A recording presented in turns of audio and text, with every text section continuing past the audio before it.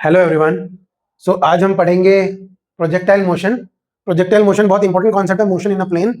Projectile क्या होता है हम पहले वो डिस्कस कर लेते हैं। तो what is a projectile? Projectile is an object in flight, एक ऑब्जेक्ट जो हवा में छोड़ दिया गया है, ठीक है, या आफ्टर बीइंग थ्रोन और प्रोजेक्टेड, या फिर मतलब कोई तोप से छोड़ा गया है, या फिर हाथ से बॉल फेंका गया है, या ऊपर फेंक दिया गया है, ऑल आर प्रोजेक्टाइल। ठीक है, थ्रोन और प्रोजेक्टेड इज कॉल्ड प्रोजेक्टाइल। तो उस ऑब्जेक्ट को हम प्रोजेक्टाइल कहते हैं, और उस जो मोशन वो मतलब जो पाथ वो कवर करता है, जो मोशन वो जिस मोशन में वो कवर करता है, उसको हम प्रोजेक्टाइल मोशन कहते हैं, वो जो कि इस टॉपिक का नाम है। This motion can be thought of a result of two separate simultaneous occurring components of motion, horizontal and vertical. मतलब हमने एक पत्थर फेंका, ऐसा कुछ ऐसा बनेगा, वो एक्स एक्सिस में और वाई एक्सिस में, वो सब एक ही प्लेन में है। अगर हम ऐसे थ्रो करेंगे, ये प्लेन है, तो बॉल पत्थर ऐसे ही जाएगा, तो वो एक ही प्लेन में है। ठीक है, तो ये एक ही प्लेन में है, जो एक्स वाई प्लेन बोल सकते हैं। वाई इज फॉर हाइट, मतलब वर्टिकल डायरेक्शन, और x is for horizontal direction. तो जैसे ही हम उसे फेंकते हैं, उसको एक इनिशियल वेलोसिटी मिलती है, छोड़ते ही वो उसी वेलोसिटी में हॉरिजॉन्टली कवर करता है, मतलब उसका एक्स कंपोनेंट। मतलब अब हाँ, यहाँ पे हमने ऐसे ऊपर फेंका तो हमें यू वेक्टर मिला, ठीक है, तो you vector is initial velocity. तो इसका हॉरिजॉन्टल कंपोनेंट क्या होगा? हॉरिजॉन्टल कंपोनेंट क्या होगा? एक्स होगा, मतलब you x, sorry you x. You x क्या होगा? हॉरिजॉन्टल कंपोनेंट होगा u cos theta, you vector cos theta. ठीक है, ये हो गया। और वर्टिकल कंपोनेंट क्या होगा? Vertical component u y is equal to u vector sine theta. ठीक है, तो यू कॉस थीटा तो इसके हॉरिजॉन्टल कंपोनेंट है, horizontal component u cos theta, vertical component u sine theta, जो इस इनिशियल वेलोसिटी का कंपोनेंट है। तो अब एक और टर्म है, तो जब हम ऊपर फेंकते हैं तो ग्रेविटी कुछ तो लग रही है, ग्रेविटी हमेशा वर्टिकल डायरेक्शन में लगता है, तो ग्रेविटी का डायरेक्शन ये है। तो एक्सेलरेशन जो है वो इस साइड कुछ भी नहीं है, मतलब हॉरिजॉन्टल डायरेक्शन में कुछ भी नहीं है। हमने एक इनिशियल पुश दे दिया, तो ये आप लॉज ऑफ मोशन में पढ़ेंगे कि स्टार्टिंग में जो एक्सेलरेशन दिया है ना, वो पुश करने के लिए, वो का मतलब as soon as we remove the force, उसको एक नया एक्सेलरेशन नहीं मिलता, वो वापस से जीरो एक्सेलरेशन में आ जाता है, और एक कांस्टेंट वेलोसिटी में वो हॉरिजॉन्टली मूव करता है। तो वो आप पढ़ेंगे। तो इसीलिए हॉरिजॉन्टल कंपोनेंट जीरो है और वर्टिकल कंपोनेंट है माइनस जी। माइनस क्यों? क्योंकि हमारा अपवर्ड डायरेक्शन है पॉजिटिव, डाउनवर्ड डायरेक्शन है नेगेटिव, राइट डायरेक्शन है पॉजिटिव, लेफ्ट डायरेक्शन है नेगेटिव। तो इसीलिए ग्रेविटी नीचे की तरफ काम करती है, तो माइनस जी लिखा है। तो ये हमारा ग्रेविटी है, और ये तो हम हमारे पास ये तीन कंपोनेंट आ गए, you cos theta, you sine theta और माइनस जी। तो इसको देख के अब हम देखते हैं कि एट एनी टाइम वाई और एक्स की वैल्यू क्या होगी। ठीक है, सो मैं यहाँ पे एक्स और वाई लिखता हूँ। एक्स एट एनी टाइम क्या होगा? एक्स इज इक्वल टू मतलब distance, distance is equal to velocity into time. तो इसमें वेलोसिटी कितना है? यू कॉस थीटा, तो u cos theta t, x is equal to u t plus at any time, जो उस मोमेंट तक जो भी टाइम है, सपोज यहां तक पहुंचा, तो यहां तक जितना टाइम लिया उसका वैल्यू होगा u cos theta into t. ठीक है, क्योंकि और u x is equal to u t plus half a t square. Half a क्या है? ए एक्स जीरो है, तो ए एक्स जीरो है, u t plus half a t square, ये टर्म तक चला गया, तो x is equal to u cos theta t. ये हमारा horizontal direction at any point of time, horizontal component of displacement. तो ये हुआ हमारा हॉरिजॉन्टल डिस्प्लेसमेंट।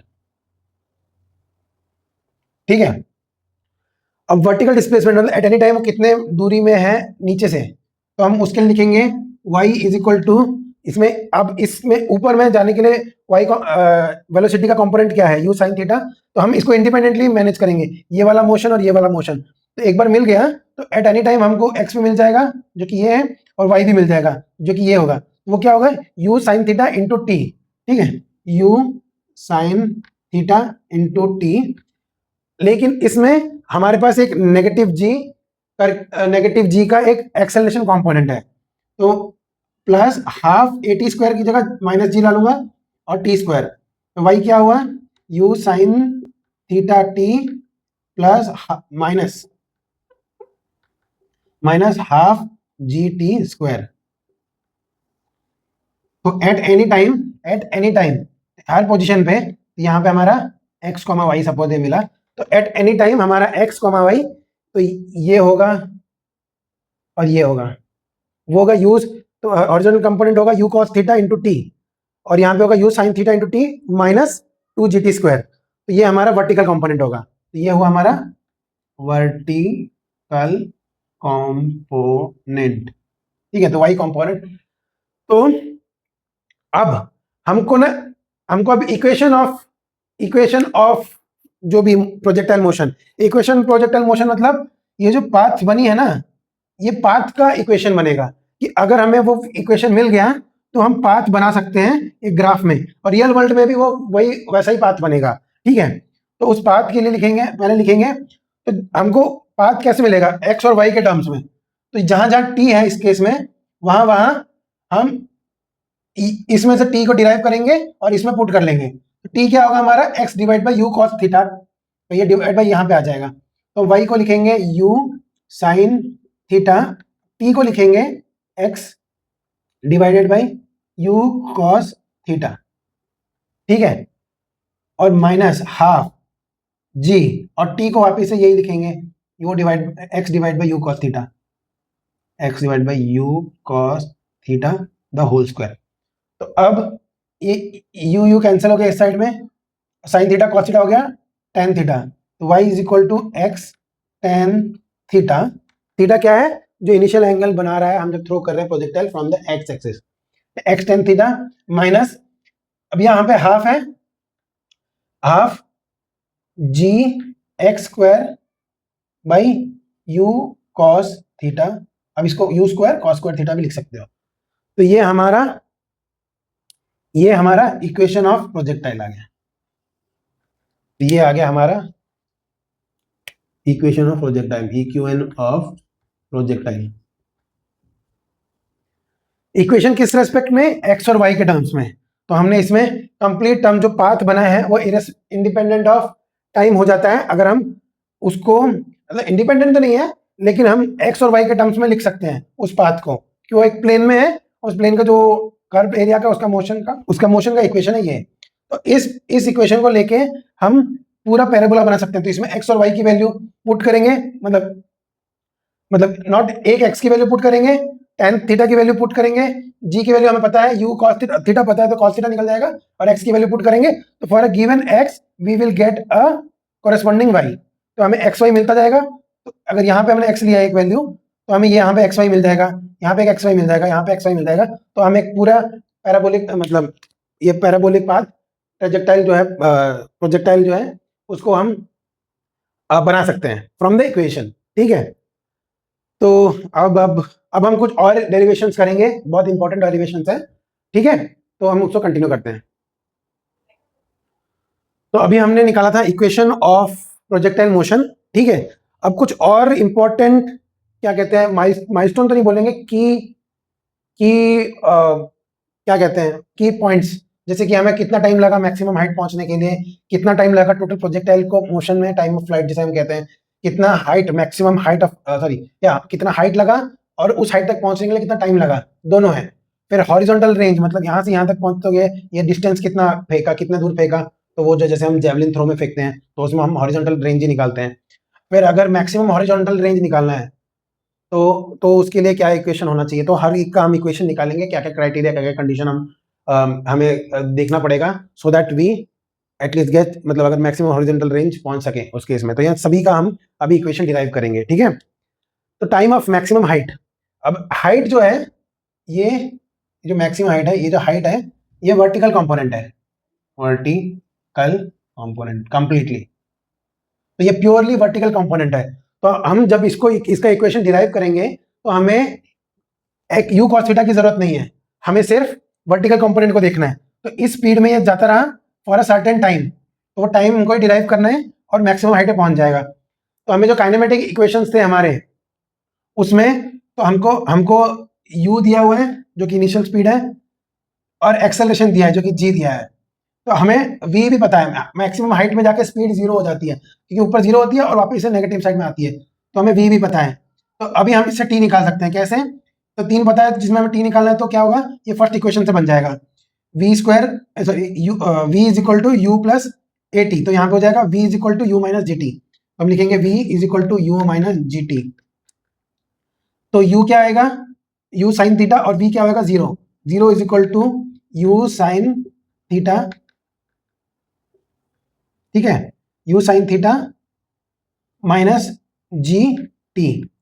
तो t क्या हुआ, इज इक्वल टू, यहां चला गया जी टी, और वहां पे से g यहां पे आ गया, तो u sine theta divide by g. तो ये हमारा, तो हम लिखेंगे टाइम ऑफ मैक्स हाइट, ठीक है। टाइम ऑफ मैक्स हाइट कितना हुआ, t max height is equal to u sine theta by g, ठीक है।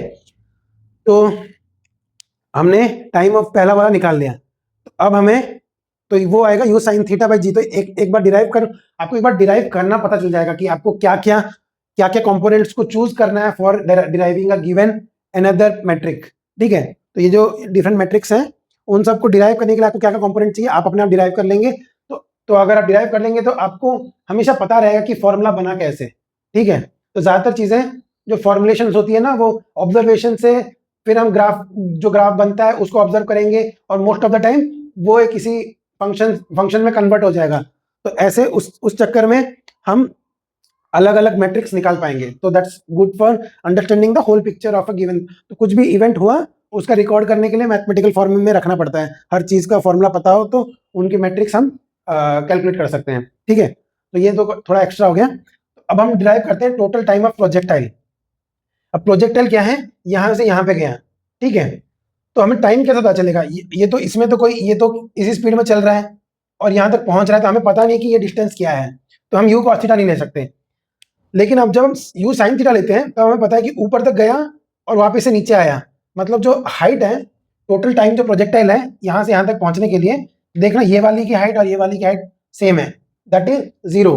तो हमारा जो टोटल डिस्प्लेसमेंट है ड्यूरिंग द प्रोजेक्टाइल, जो डिस्प्लेसमेंट है वर्टिकल डायरेक्शन में, वो जीरो हो जाता है। तो हमें ये पता है, क्या पता है, तो हम काइनेमेटिक इक्वेशन लगा सकते हैं। तो हमें डिस्टेंस पता है, एस पता है, हमें यू पता है जो कि यू साइन थीटा है, और हमें और एस इक्वल, और हमें जी पता है, मतलब ए पता है। तो हम इससे टी निकाल सकते हैं। तो पहले में ये फर्स्ट इक्वेशन था हमारा, और ये काइनेमेटिक सेकंड इक्वेशन से चलेगा, ठीक है। तो हम क्या लिखेंगे, s is equal to u t plus half a t square. अब ओनली इन वर्टिकल डायरेक्शन, ठीक है। तो वर्टिकल डायरेक्शन या वर्टिकल कंपोनेंट बोल दो। तो s क्या हुआ, हमारा टोटल डिस्टेंस जीरो हो गया, हमें टोटल टाइम, तो हमें t निकालना है यहाँ पे, और टाइम यहाँ पे देखना है कि कब, कितना टाइम लगा जीरो से जीरो तक पहुंचने के लिए आफ्टर द फ्लाइट। तो u हमारा हो जाएगा u साइन थीटा, क्योंकि हम इस डायरेक्शन में मेजर कर रहे हैं। तो ये u sine theta t minus half g t square. तो अब ये वाला इधर लेके आ जाऊंगा, तो एक टी कैंसिल हो गया, क्योंकि क्या क्या बोलूं, मतलब क्योंकि टी कॉमन निकाल दिया और यहाँ पे जीरो है इस साइड में, तो टी तो जीरो होगा या फिर सम वैल्यू होगा, तो जीरो हमें लेना नहीं है, हमें टोटल वैल्यू लेना है। तो अब जी इस तरफ आ गया, ठीक है। तो t is equal to u sine theta, तो ये यहाँ पे आ गया, टू ऊपर चला गया और जी नीचे आ गया, तो टू ऊपर चला गया और जी नीचे आ गया। तो ये हो गया हमारा time of flight, p f is equal to ये वाली value, two u sine theta by g. क्योंकि हम क्या कर रहे हैं, इस टी को इधर लेके आ गए, तो इधर मैं ये एक स्टेप लिख ही देता हूँ। तो यहाँ पे हो गया हमारा half g t is equal to u sine theta, ठीक है।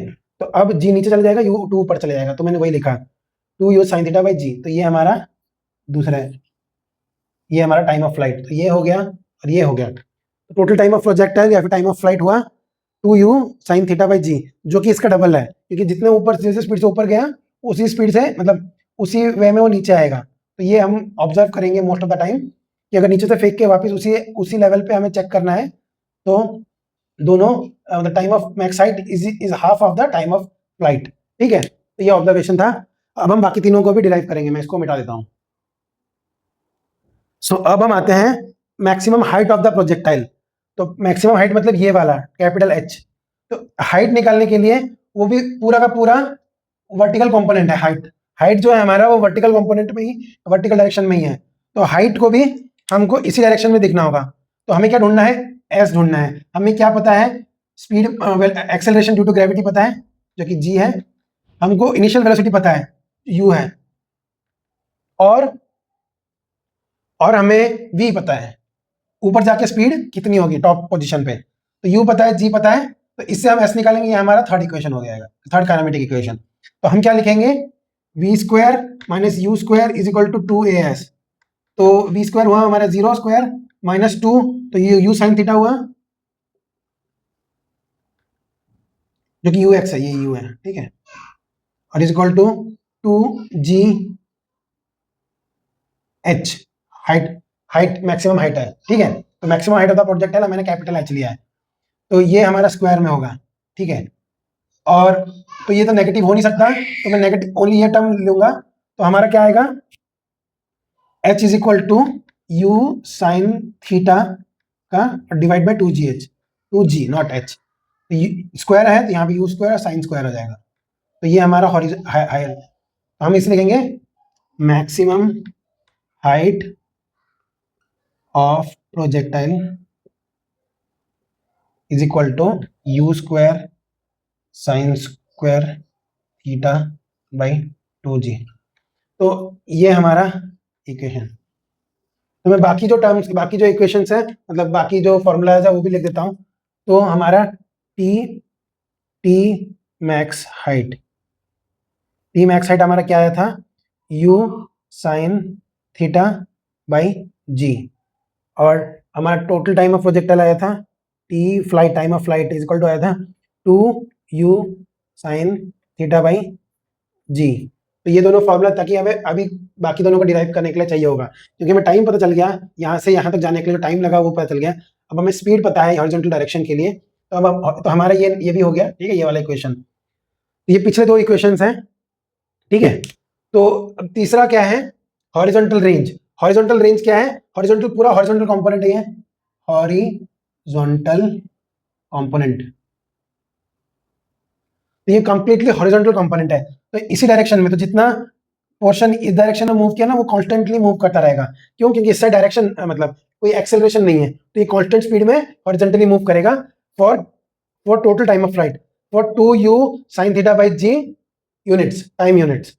तो हम इसको अब निकालेंगे। तो हॉरिजॉन्टल रेंज क्या आएगा, तो हमारा आएगा s is equal to u t plus half a t square. A हमारा नेगेटिव मतलब 0 है, एस हमारा जो कि हॉरिजॉन्टल रेंज हुआ, तो हम उसे आर से लिखेंगे रेंज। यू हमारा यू कॉस थीटा टी, तो यू कॉस थीटा, और टी की value total time of flight, जितना फ्लाइट में टाइम लगा ऊपर से नीचे जाने तक, वही टाइम यहाँ से, क्योंकि यहाँ से देखो ये वाला पॉइंट और ये वाला पॉइंट सेम है, मतलब वर्टिकली इतना टाइम लगा। तो टाइम हमारा हुआ टी एफ, और ये तो 0 हो गया क्योंकि एक्सेलरेशन 0 है। तो हमारा आर क्या आया, यू कॉस थीटा, और यहाँ पे लिखेंगे 2u sign theta by g. ठीक है, अब इसमें हमारा आर क्या बना, आर इक्वल टू, आर क्या बना हमारा, यू स्क्वायर हो गया 2 कॉस थीटा साइन थीटा, वो हो जाता है साइन 2 थीटा। तो हमारा आ गया u square sine 2 theta divide by g. तो बस ये है हमारा हॉरिजॉन्टल रेंज, ये हमारा हॉरिजॉन्टल रेंज है। आर मैक्सिमम हाइट हुआ u square sine square theta by 2g, और ये हमारा हॉरिजॉन्टल रेंज हो गया। तो ये हमें ये भी मिल गया। तो हमें बस हॉरिजॉन्टल मतलब, अब तुम अगर हॉरिजॉन्टल कंपोनेंट और वर्टिकल कंपोनेंट को इंडिपेंडेंटली लेते जाओ, क्योंकि एक का भी कंपोनेंट दूसरे में, मतलब जो दो दो क्या कहते हैं, दोनों कंपोनेंट्स हैं, उसमें कुछ भी चेंज होता है तो दूसरे कंपोनेंट में चेंज नहीं आएगा। तो तो इसीलिए वो इंडिपेंडेंटली कोई भी कैलकुलेशन में यूज कर सकते हैं। तो horizontal range completely horizontal value, तो टोटल एक्स डायरेक्शन में कंप्लीटली, और वाई डायरेक्शन में 0 है। तो इसीलिए हमने यू कॉस थीटा लिया था, यू साइन थीटा नहीं लिया। लेकिन यू साइन थीटा क्यों चाहिए, क्योंकि ये टाइम डिपेंडेंट है ये पूरा पाथ, और टाइम जो है उसमें हमें टाइम कैलकुलेट करने के लिए साइन थीटा की जरूरत थी, ठीक है। तो दिस इज हॉरिजॉन्टल रेंज। अब मैक्सिमम हॉरिजॉन्टल रेंज वो मैं यहां लिख देता हूं, ठीक है। तो मैक्सिमम हॉरिजॉन्टल रेंज कब आएगा, जब इस वे में देखो ये मैक्सिमम कब होगा, तो यू की तो हम कुछ भी वैल्यू रख सकते हैं, जितना ज्यादा वैल्यू उतना ज्यादा दूरी हो सकता है, क्योंकि ये डायरेक्टली प्रोपोर्शनल है। जी कांस्टेंट है तो उसको कुछ चेंज नहीं कर सकते हैं। अब साइन 2 थीटा है, तो एक पर्टिकुलर एंगल में हम फेंकेंगे तो ये मैक्सिमम रेंज देगा। तो हमें देखना है साइन 2 थीटा मैक्सिमम कब है। साइन थीटा जो कोई भी साइन की वैल्यू क्या होती है, मैक्सिमम 1। तो हमें देखना है sine 2 theta is equal to 1। जब 1 होगा तो 2 theta is equal to 90 degree, theta is equal to 45 degree. तो इसीलिए कहते हैं, तो आर मैक्स है यू स्क्वायर बाई जी, ठीक है, 8 लग रहा है, यू स्क्वायर बाई जी, क्योंकि साइन 2 थीटा 1 हो जाएगा। और थीटा मैक्स लिख लो यहाँ पे, तो इसकी वैल्यू आएगी मैक्स डिस्टेंस, मैक्स डिस्टेंस लिखो, क्योंकि थीटा की वैल्यू नहीं कर रहे हैं। Theta for maximum distance is 45 degree, ठीक है। तो ये एक पॉइंट हो गया, ये एक पॉइंट हो गया। तो मैक्सिमम हॉरिजॉन्टल रेंज क्या है, यू स्क्वायर बाई जी, और उसके लिए हमें फेंकना पड़ेगा 45 डिग्री पे, ठीक है। तो हमारे पास पांचों इक्वेशन आ गए। पहले दो है ये दोनों, 1 2, अब उसके बाद maximum height of the projector ये, और उसके बाद हॉरिजॉन्टल रेंज का ये, और मैक्सिमम हॉरिजॉन्टल रेंज का ये।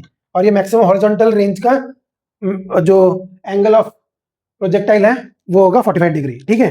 That's all you want to know. मतलब प्रोजेक्टाइल मोशन काफी इंपॉर्टेंट टॉपिक है, ये सारे हो गए। तो ये 5 equation plus equation of the projectile, तो वो 6 इक्वेशन आपको डिराइव करने आ जाना चाहिए। और अभी कभी भी आपको कंफ्यूजन हो तो आप हमेशा इस याद रखना कि हम दो इंडिपेंडेंट, मतलब क्या कहेंगे, दो परपेंडिकुलर कंपोनेंट्स में डिवाइड कर सकते हैं, और उसी को देख के हम बाकी सारे फॉर्मूला डिराइव कर सकते हैं, अगर इनकेस आप कभी भूल जाओ तो, ठीक है। That's all for this projectile motion. Will jump on to the next topic.